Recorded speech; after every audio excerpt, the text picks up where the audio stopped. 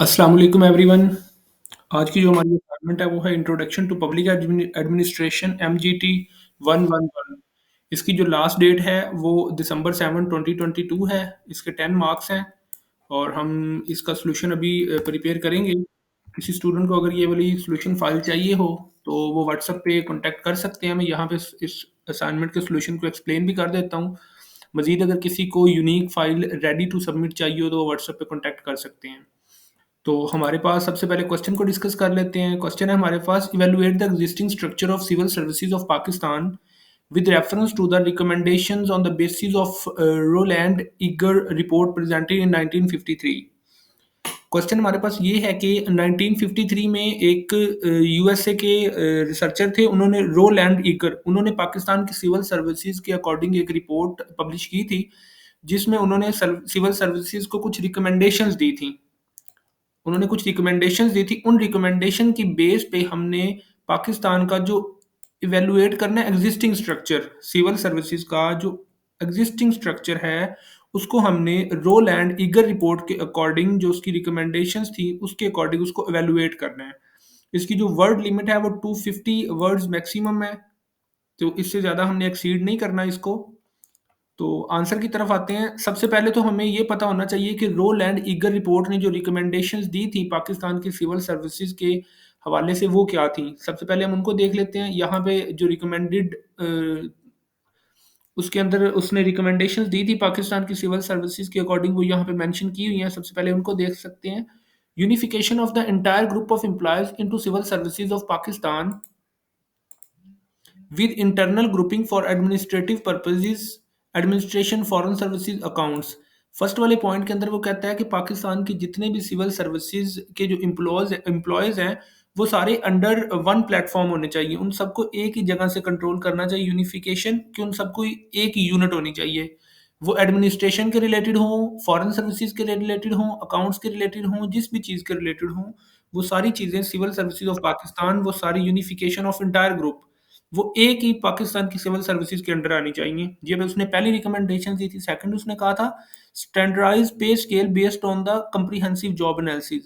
Second number पे उसने कहा था कि जितने भी एम्प्लॉयज हैं उनका जो बेसिक पे स्केल है वो स्टैंडर्डाइज होना चाहिए according to their job analysis के अकॉर्डिंग। थर्ड वाला उसने कहा था the journalist should do not dominate other services. जो हमारे जर्नलिस्ट हैं वो अदर सर्विसेज को डोमिनेट ना करें, मतलब कि वो अपनी लिमिट्स के अंदर, अपने कंट्रोल, अपनी हदूद के अंदर रहते हुए अपनी वर्किंग करें। नेक्स्ट था there is need to have specialisation in civil services. कि जो सिविल सर्विसेज की जॉब्स होती हैं उसके जो हायर अथॉरिटीज ऑफिसर्स होते हैं उसके हवाले से स्पेशलाइजेशन होनी चाहिए हमारे पास, ताकि हम उसको अच्छे तरीके से उसके रिजल्ट्स उन चीज़ों को देख सकें। ये जो हमने पॉइंट्स डिस्कस किए हैं ये सारी हमारे पास रिकमेंडेशंस थी। क्वेश्चन हमारा क्या था कि जो रिकमेंडेशंस हैं उनके हवाले से इवैल्यूएट करना है आपने पाकिस्तान के एग्जिस्टिंग स्ट्रक्चर को। इस पॉइंट ये हमारा आंसर होना है। एग्जिस्टिंग स्ट्रक्चर को हमने इवैल्यूएट करना है। ये तो रिकमेंडेशंस हो गई।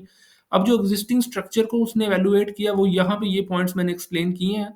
अगर मैंने यहाँ पे शो किया तो आप लोगों ने कॉपी पेस्ट करना है तो मार्क्स किसी के भी नहीं आएंगे। मैं आपको इसी तरह बोल के बता देता हूँ, आप सुन लें, या किसी को सोल्यूशन फाइल चाहिए हो तो व्हाट्सएप पे कॉन्टैक्ट कर लें। फर्स्ट वाले इसी तरह से आपने 4 पॉइंट्स नीचे बताने हैं। फर्स्ट वाले पॉइंट में आपने यहाँ पे पहले ये हेडिंग देनी है, existing structure of Pakistan with respect to these recommendations is. ये आपने मेन हेडिंग देनी है। असल जो आपकी वैल्यूएशन का आंसर जहाँ से मार्क्स मिलने हैं वो यहाँ से स्टार्ट होता है। फर्स्ट वाला पॉइंट है, इसको हम बताएंगे कि पाकिस्तान में जो करंट सिचुएशन में क्या चल रही है, कि जो डिफरेंट फॉरेन सर्विसेज है, एडमिनिस्ट्रेशन है, अकाउंट्स हैं, ये डिफरेंट डिपार्टमेंट्स हैं, प्रोविंस टू प्रोविंस जो हमारे पास डिपार्टमेंट्स हैं वो सारे अपनी अपनी वर्किंग करते हैं। वो किसी एक प्लेटफॉर्म के अंडर नहीं आते। फेडरल के जो एम्प्लॉयज़ हैं वो फेडरल के अंदर आते हैं। पंजाब से सरहद बलोचिस्तान सारे प्रोविंसेस के जो एम्प्लॉयज़ हैं वो अपनी अपनी वहाँ पे जो उनके अथॉरिटीज़ हैं, प्लेटफॉर्म्स हैं, उनके अंडर वो जाते हैं। वो एक यूनिट के अंडर वर्किंग नहीं करते। ये फर्स्ट वाले की वैल्यूएशन होगी। सेकंड है standardised pay scale based on the, जो स्टैंडर्डाइज्ड पे स्केल है वो भी पूरे पाकिस्तान का एक नहीं है, क्योंकि वो एक प्लेटफॉर्म के अंडर नहीं है। तो हर प्रोविंस का अपना बेसिक पे स्केल है, उसकी सर्विसेज, उसकी एक्स्ट्रा फैसिलिटीज वो भी हर किसी की अपनी अपनी है। ये सेकंड वाले की इवैल्यूएशन हो जाएगी। थर्ड वाला द जर्नलिस्ट टू डोमिनेट इधर सर्विसेज अदर सर्विसेज, तो इसकी कंडीशन ये आ जाएगी, इसकी वैल्यूएशन ये आ जाएगी कि जो जर्नलिस्ट हैं वो टोटली इंडिपेंडेंट है।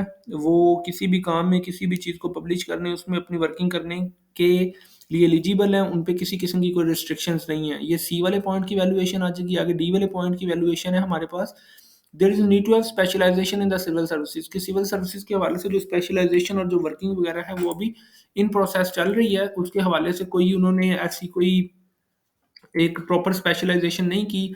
सर्विसेज के जो ऑफिसर्स हैं उन्होंने मुख्तलिफ डिग्रीज की होती हैं, कोई इंजीनियर होता है, कोई डॉक्टर होता है, कोई किसी ने कोई स्टडी की होती है, किसी ने कुछ स्टडी की होती है, लेकिन सिविल सर्विसेज के जो हमारे पास पोजीशंस होती हैं वहाँ पे वो जाकर जॉब होल्डर्स बने हुए होते हैं। तो ये था इसका आंसर। अगर किसी स्टूडेंट को सॉल्यूशन फाइल चाहिए हो, किसी का एलएमएस हैंडलिंग के हवाले से इंटर्नशिप रिपोर्ट हो, प्रोजेक्ट हो, किसी भी सब्जेक्ट का हो, तो वो हमारे साथ डिस्कस कर सकते हैं। Thank you so much. अल्लाह हाफिज़।